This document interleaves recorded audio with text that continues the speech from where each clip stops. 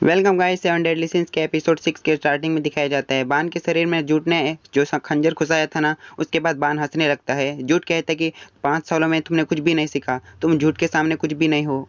उसके बाद ना सीन चेंज होता है। मेलिडस और डियन आपस में फाइट कर रहे होते हैं। मेलिडस कहता है कि तुम बड़े होकर काफी ज्यादा तेज हो, और डियन कहने लगती है कि तुम छोटे होकर भी काफी ज्यादा तेज हो। दूर से हॉक कहने लगता है कि उन लोगों को लग रहा है कि वो होली नाइट से फाइट कर रहे हैं। फिर एलिजाबेथ कहती है कि रुक जाओ प्लीज। फिर डियन ना उसकी तरफ देखने लगती है और कहते है कि तुम यहाँ पर क्या कर रही हो एलिजाबेथ। यहाँ पर तो कैप्टन भी है। डियन के पास ना वो छोटा बच्चा आता है और कहता है कि बड़ी लड़की क्या तुम ठीक हो ना। तभी डियन को ना कुछ घंटी की आवाज सुनाई देने लगती है, जिससे ना वो सब लोग गायब हो जाते हैं। मतलब डियन को कुछ भी दिखने नहीं लगता। हॉक और एलिजाबेथ बिल्कुल भी दिखने नहीं लगते।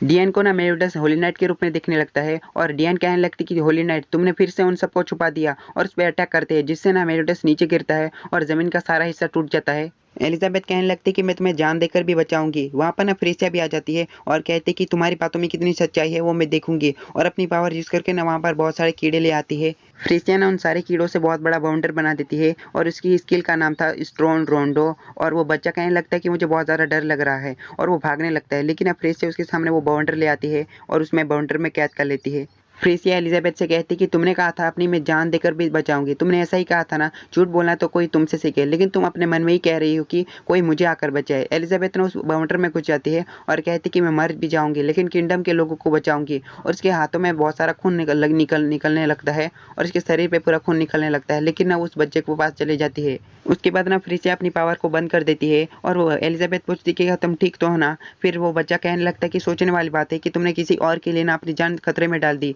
और वो रूइन बन जाता है। इसका मतलब ना वो रूइन था। एलिजाबेथ के पैरों तले जमीन ही खिसक जाती है। एलिजाबेथ कहती है कि इसका मतलब वो दोनों तुम्हारी वजह से अलग बर्ताव कर रहे हैं। रूइन कहने लगता है कि मेरे सामने 7 डेडली सिंस एक बच्चे हैं। एलिजाबेथ को वो ना गले से पकड़ लेता है, मतलब बालों से पकड़ लेता है, और दूर उठा के फेंक देता है। एलिजाबेथ ना दोबारा से उठती है और कहने लगती कि मैं उन दोनों को बचाऊंगी, और उसकी तरफ ना बढ़ने लगती है। लेकिन ना रूइन उसको मारता है और दूर फेंक देता है, और कहता है कि तुम्हारी बहादुरी के लिए ना मैं तुम्हें कुछ बताना चाहता हूँ, और अपनी स्टिक की तरफ देखता है। लेकिन ना उसकी स्टिक में ना वो बेल नहीं थी। एलिजाबेथ उस बेल को ना मुंह में से फेंक। रूइन ना काफी ज्यादा गुस्सा हो जाता है और कहता है कि इसका मतलब तुम सिर्फ बेल के पीछे थी, और उस पर अटैक करने के लिए आगे बढ़ता है। लेकिन ना मेलिडस उसका हाथ पकड़ लेता है और उसके आर्मर को ना अपने हाथों से ही पिघला देता है। रूइन दूर हो जाता है। मेलिडस ना काफी ज्यादा गुस्सा में होता है, और रूइन कहने लगता है कि जो पहले बार करेगा वही जीतेगा, और उस पर अटैक करता है और जमीन में गाड़ देता है। और अब उसे सर से उठाकर कहता है कि पूरा किंगडम सिर्फ तुमसे क्यों डर रहा था, तुम तो बहुत ज्यादा कमजोर हो। लेकिन ना कैप्टन अपने आंखें खोलता है। मेलिडस ना उसे एक जोरदार पंच मारता है, जिससे ना रूइन बास्टल प्रिजन की ओर जाकर गिरता है। मेलिडस वहां पर जल्दी से जाता है और उसे एक और पंच मारता है, जिससे ना बास्टल प्रिजन में उसे घुसा देता है।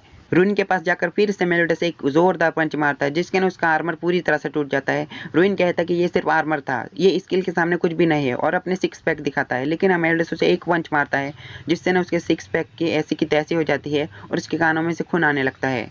उसके बाद ना सीन चेंज होता है। जूट के पास ना बान होता है। बान कहने लगता है कि मैं यहाँ पर तुम्हारा हाथों इसलिए पकड़ा गया क्योंकि मुझे दर्द चाहिए था, जिससे मुझे पता चले कि मैं जिंदा हूँ। उस समय मुझे सिर्फ दर्द चाहिए था, लेकिन ना अब मैं तुम्हारे दर्द से पक गया हूँ। और बान ना अपने सीने में से वो खंजर निकालता है और कहता है कि अब तो कैप्टन जिंदा भी है, यहाँ रहने का मेरे पास कोई भी वजह नहीं है। और उसके सीने पे ना वो खंजर रख देता है।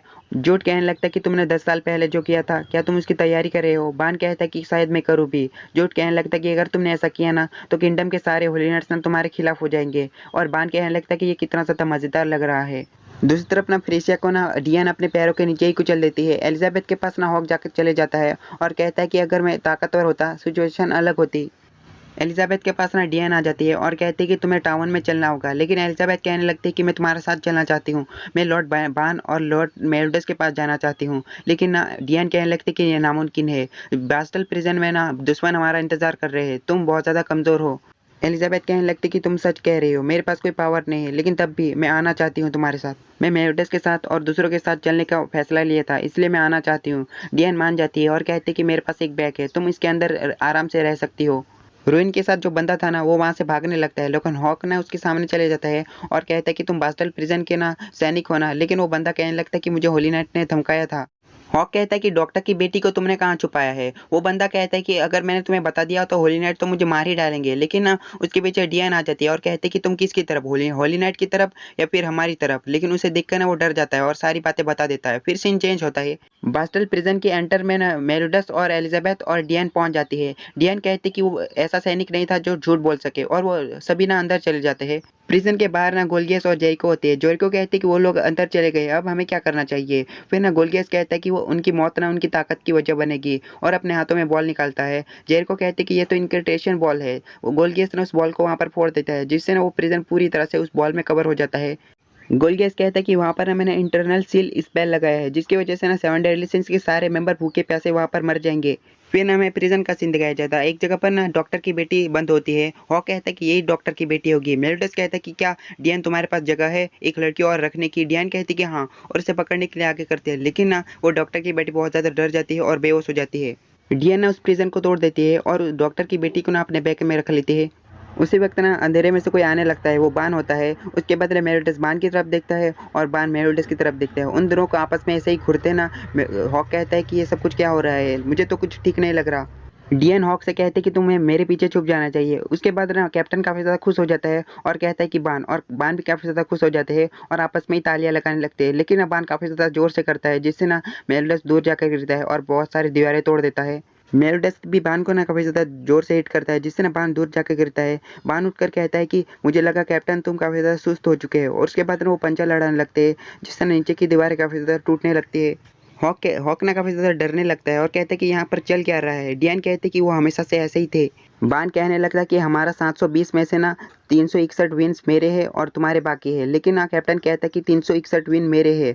उनके ना सिर्फ पंजा लड़ाने से ही पूरा प्रिजन टूटने लगता है और सारी जगह टूटने लगती है, जिससे ना वो सील भी टूट जाता है। और उससे ना जेरिको और गोल्गियस भी काफी ज्यादा घबराने लगते हैं। गोल्गियस वहां से भाग जाता है और जेरिको भी वहां से भाग जाती है। उसके बाद ना डॉक्टर की बेटी अपने पापा से मिलकर काफी ज्यादा खुश होती है। वैसे मुझे पता नहीं कि ये बुढ़ा जिंदा कैसे हो गया, उसके शरीर में तो आर पार तलवार हो गई थी, इसके जिंदा होने का तो कोई चांस ही नहीं था। वहाँ पर मेलिडस आता है और कहता है कि तुम जिंदा कैसे हो गए। डॉक्टर कहता है कि मुझे नहीं पता कि मैं बच कैसे गया, लेकिन मेलिडस कहते हैं कि तुम बच गए, यही बहुत बड़ी बात है। और कहता है कि हमें यहाँ से चलना चाहिए, अगर होली नाइट को पता चला ना तो वह यहाँ आ सकते हैं। लेकिन ना डॉक्टर उसे रोककर कहता है कि मैं तुम्हारे एहसान का बदला चुकाना चाहता हूँ, क्या तुम हमारे साथ खाना खाना चाहोगे। मेरिडस कहता है कि हाँ, लेकिन हॉक कहता है कि इस बार ना जहर मत मिलाना।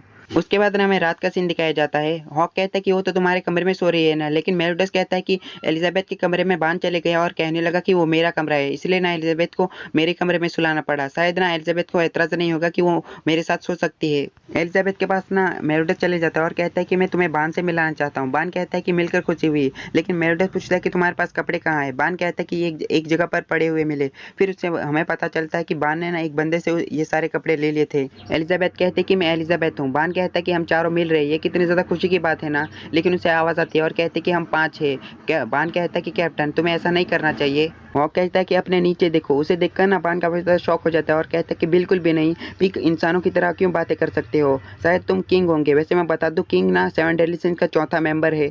मेलिडस कहता है कि ऐसी अफवाह है कि किंग मर चुका है। फिर ना हॉक कहता है कि मैं हूँ captain of the night hawk. बान कहने लगता है कि ये कितना ज्यादा अमेजिंग है, इसके बारे में मैंने तो कभी भी नहीं सुना। उसके बाद ना बान, डियन, मेलिडस और एलिजाबेथ, हॉक और सभी ना मजे से पार्टी करते हैं। काफी सारी पार्टी करने के बाद ना हॉक के ऊपर ना बान चढ़ जाता है और कहते हैं कि इतना पत्थर दिल मत बनो कैप्टन। हॉक कहता है कि इसे कुछ संभालो, ये तो मुझ पे चढ़ा हुआ है। उसके बाद ना आसमान में से बाहर बहुत सारे स्टार गिरने लगते हैं और इसके साथ ना ये वाला एपिसोड खत्म होता है। और मैं कहना चाहता हूँ सब्सक्राइब करो, क्योंकि ये बहुत ज़्यादा आसान होता है। जिस तरह ना आप किसी भी इंस्टाग्राम में किसी भी अरे गरे नथु देव को फॉलो कर देते हो ना, इसी तरह इसे भी सब्सक्राइब कर दो।